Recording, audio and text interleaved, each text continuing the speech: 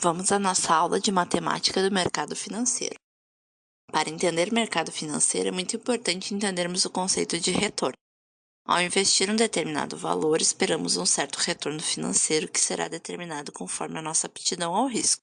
O retorno pode ser calculado pela seguinte fórmula de retorno sobre investimento, o ROI.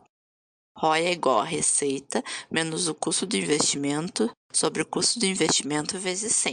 Por exemplo, a Joana investe R$8.000 em um fundo de investimento. 2 anos após, seu dinheiro se transformou em 16 mil. Calculando o ROI, temos ROI é igual a 16 mil menos 8 mil sobre 8 mil vezes 100. Nós temos então um retorno de 100% em 2 anos. Dobrou o valor. Então, os títulos de renda fixa eles são mais fáceis de se calcular o retorno do valor investido, visto se tratar de uma taxa fixa ou atrelada a um indicador do mercado que não costumam ter grandes variações ao longo do tempo, trazendo um rendimento previsível. Como exemplo de títulos de renda fixa, temos o Tesouro Selic, que rende conforme a taxa estipulada pelo Banco Central. O seu retorno pode ser calculado através dos juros compostos, que pode ser calculado da seguinte fórmula. O montante é igual a capital, abre parênteses, 1 mais a taxa de juros, fecha parênteses, elevado no tempo. Então, por exemplo, a Maria está considerando investir em títulos do governo. Ela pesquisa sobre títulos de tesouro direto e descobre que o Tesouro Selic está rendendo 5% ao ano. Se Maria investir R$10.000, em um ano ela terá quanto de lucro? Então, o nosso montante é igual a 10 mil, aí abre parênteses 1 mais 0,05, que é a taxa, elevado na 1, que é um ano. Então, o nosso montante será 10.500. 10.500 nos diz que, então, terá R$500 de lucro anual.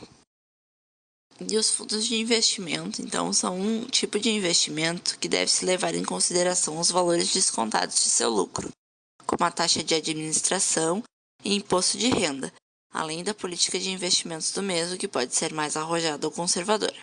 Então, por exemplo, o João analisa um fundo de investimento oferecido por seu banco. Ele consulta o prospecto do fundo para entender sua política de investimento, taxas de administração e desempenho histórico. Com base nessas informações, calcula o potencial retorno de investimento e considera se o fundo atende às suas necessidades de investimento e tolerância ao risco. Com base no cenário econômico atual e as médias de retorno anteriores, ele percebe que é possível conseguir uma rentabilidade de 10% ao ano, já descontado demais taxas.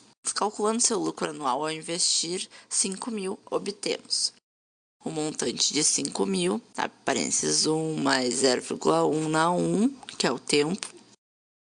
Temos então um montante de 5.500, obtendo então um lucro de R$500 ao ano. Já no mercado de ações é um pouquinho mais desafiador, pois ele oscila constantemente. Conhecendo o cenário econômico e os fundamentos das empresas listadas na bolsa, temos então um cenário previsível e esperado. As ações podem ser avaliadas de maneira individual ou pelo seu principal índice, o Bovespa. Então, por exemplo, Pedro está interessado em comprar ações de uma empresa. Ele pesquisa sobre uma determinada empresa listada na Bolsa de Valores e descobre que o preço atual das suas ações é de R$50 por ação. Se Pedro comprar 100 ações, ele calcula o custo total, 100 vezes 50, de 5 mil, e acompanha o desempenho das ações ao longo do tempo para tomar decisões de compra ou venda. Elas podem oscilar tanto para cima quanto para baixo. Exemplo 2. A Ana está acompanhando o desempenho do mercado financeiro e observa que o índice Bovespa, que acompanha o desempenho das principais ações negociadas na Bolsa de Valor brasileira, aumentou 10% nos últimos 6 meses. Ana utiliza então esse indicador como referência para avaliar o desempenho de seus próprios investimentos em ações e tomar decisões de alocações de ativos conforme o movimento do mercado. Seria isso então sobre a nossa aula. Esperamos vocês na nossa próxima aula. Tchau!